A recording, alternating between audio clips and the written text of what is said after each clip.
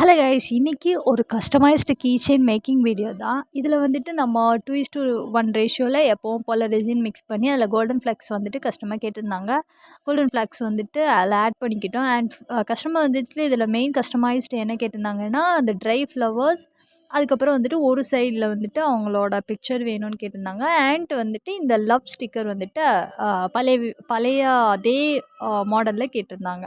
So அது வந்துட்டு நம்ம வண்டிக்கெல்லாம் ஸ்டிக்கர் போடுற அதே பிளேஸில் தான் வந்துட்டு நம்ம போயிட்டு கஸ்டமைஸ்டாக அது வாங்கிப்போம்.